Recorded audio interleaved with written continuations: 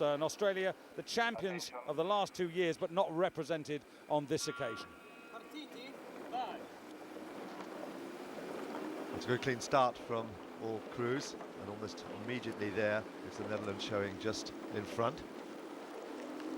Pretty good conditions, Dan. It's been good really all week, hasn't it? Yeah, it's lovely conditions. You can see glassy water.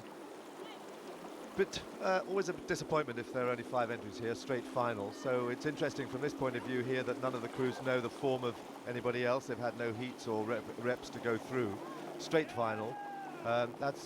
It kind of poses a bit of a threat, I think, to the event and to this kind of level of women's rowing, because it's very much a good event for people to try their crews out, to try their new athletes out. But unfortunately, it could also spell the end of this kind of racing at this kind of level. I just wondered, Dan, because there was another sort of conversation that was going on during the week about the survival of, say, the women's eights and the replacement of the women's eights with the women's fours. Well, that's a measure there of increasing pressure on rowers. If you take away events from the Olympic program, they become less an event to go for. And the event starts to wither on the vine, if you like, and that means fewer women rowing, taking up the sport because of the pressure here. But you've got the United States, who've gone right out in front, leading there on the top of the picture and looking very good indeed. Yes, this is Wendy Wilbur in the stroke seat, and they go through with a narrow advantage there over Canada through the first quarter, and then the Netherlands in third place. Little gap opening up to the other two, New Zealand and Germany. Stroke for stroke at 32 strokes a minute, and it's Canada who are putting on the pressure here on the United States. But the United States unflurried here. Two pretty experienced athletes there in Whitney Weber and Wendy Wilbur, who's sitting in the stroke seat. But they are being put under pressure now from Canada. Yeah, Canada, of course, who came back to notoriety in the nicest possible way last year with the success in the men's eights. The women's division yet to reach the giddy heights, Dan, of the early and mid-90s. Well, you can see that Canada are pushing pretty hard. Very early on, they've had to push up to 36, 37 strokes a minute to get by. So they're making a very early push here, and that's broken their rhythm, if you like. The United States, unfussed by that, they're keeping their good, steady rhythm, rowing very nicely. Good leg drive, good sitting low in the boat, and they're maintaining that 33 strokes a minute while Canada are trying to sprint past them.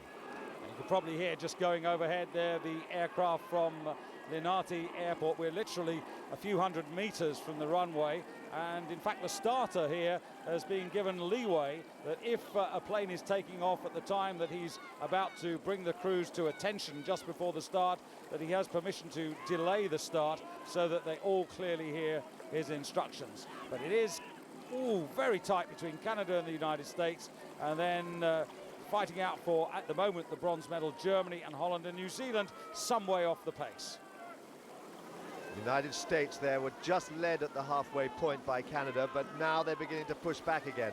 They weren't upset by that early push from Canada. Canada, I think they threw everything into that second 500, and they're beginning to pay for it badly now as it's Holland beginning to push on to the Canadians, and the United States beginning to stretch out well now.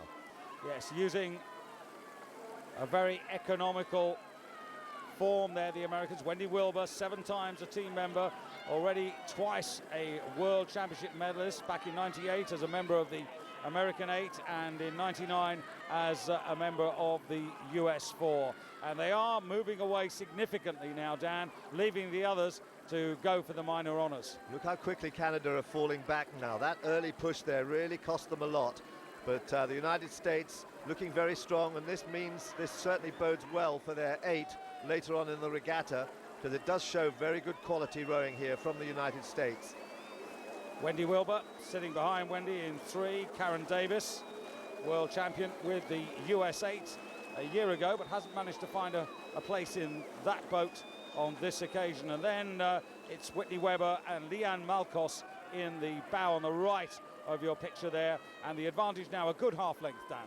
Yeah, absolutely, and they're still on that very, very solid 33 and a half, 34 strokes a minute. And it's Germany now and the Netherlands that are taking up the chase. They are very, very close, very tight there. And it's just about, it's the Netherlands who are in second place, pushing now on the United States.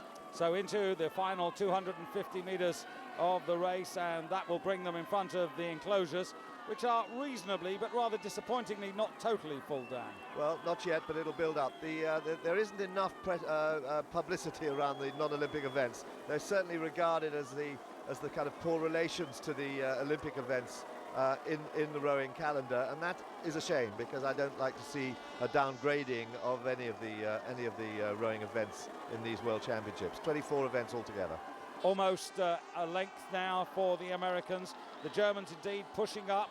They're in lane number 2, right next to the Americans, but the Dutch are going with them. The Dutch, in fact, in silver medal position now, and both the Germans and the Dutch trying to reduce that advantage by the Americans. But the Americans now, for me, Dan, just raising their game in the last quarter. Yeah, very cool. They've been very cool right the way through there, saving themselves here. They've gone up to 36 strokes a minute, and it's Holland who are just heading Germany. But it does look like the United States have got this race, well, we're under control, at least, under control, although they are being pushed hard by Holland.